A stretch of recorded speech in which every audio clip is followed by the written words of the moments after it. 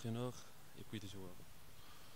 Bon, on va commencer par le parcours de joueur. J'ai joué en France toute ma carrière et un petit peu en Italie aussi. J'ai gagné 3 Coupes de France, 2 titres de champion de France. Voilà, j'ai joué de l'âge de 20 ans à 40 ans en première et deuxième division française. Voilà, ensuite je suis devenu, j'ai passé les diplômes pour être entraîneur puisque ça me plaisait. Et j'ai entraîné une équipe de deuxième division et puis une équipe de première division à Dijon notamment, où je suis resté 8 ans. Voilà, ça s'est achevé et maintenant je suis le nouvel entraîneur de l'Espérance de Tunis. Justement, monsieur, que connaissez-vous de l'Espérance avant d'avoir été contacté? Bah, je sais que c'est un grand club et formateur, puisqu'il y a pas mal de joueurs qui étaient passés à l'Espérance et qui ont joué en France, hein, notamment Issam Tej, Wissem Armam.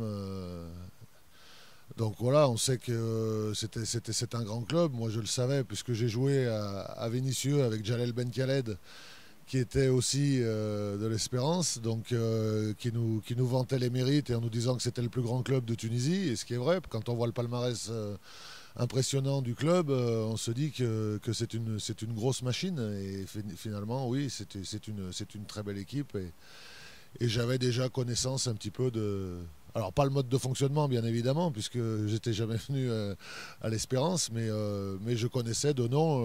L'Espérance n'est pas connue uniquement en Tunisie, elle est aussi connue en France.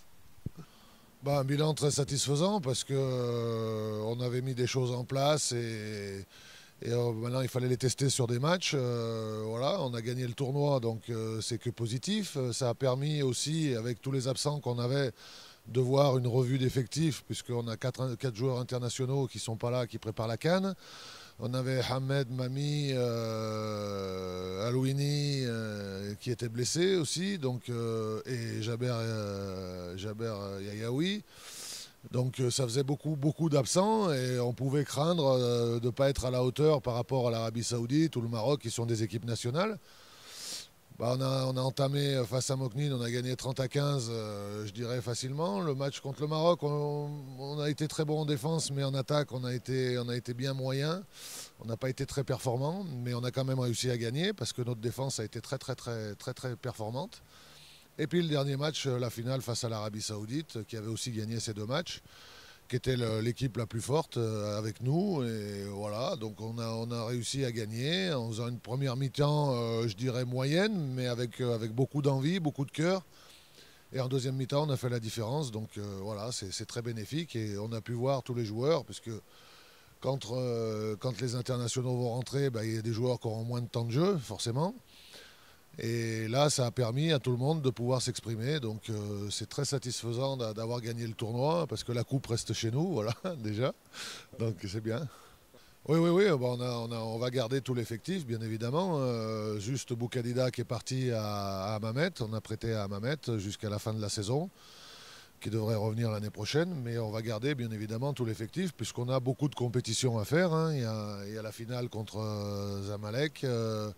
Il y a le championnat, bien évidemment. Il y a la Coupe de Tunisie aussi. Enfin, voilà, donc ça fait beaucoup de matchs dans l'avenir. Et donc, il faut garder cet effectif, bien évidemment. Y aura-t-il des arrivées ou non? Je ne pense pas qu'il y ait des arrivées, parce que s'il y avait eu des arrivées, on l'aurait déjà fait, puisqu'il faut donner une liste. Donc on peut toujours prendre un joueur en cours de saison, mais je ne suis pas trop partisan. Moi, je préfère travailler avec un effectif, parce que si on fait venir un joueur, forcément, ça sera de l'étranger. Le temps qu'il s'adapte, le championnat sera presque fini. Voilà, il ne connaît pas toutes les combinaisons qu'on est en train de travailler. Donc non, je ne pense pas qu'il y ait d'arrivée. Eh ben, à travers des matchs amicaux. Donc voilà, on a fait notre premier tournoi là, ce week-end. Ensuite, demain soir, on va jouer. Enfin, demain, on joue la Libye. On a un match vendredi contre le Gabon. Ensuite, on aura un tournoi à Grenoble. Et un dernier match la semaine avant le championnat face à Hammamet, vraisemblablement. Donc ça fait quelques matchs amicaux. Voilà, on s'entraîne, on essaye. J'essaye d'apporter quelque chose au club et de structurer un petit peu le jeu. Et voilà, on met en place à travers les matchs, on travaille, on joue, on travaille, on joue. Voilà, pour essayer d'être le plus performant possible dès le début février quand le championnat va reprendre. si vous devez résumer rapidement votre méthode et votre vision du handball.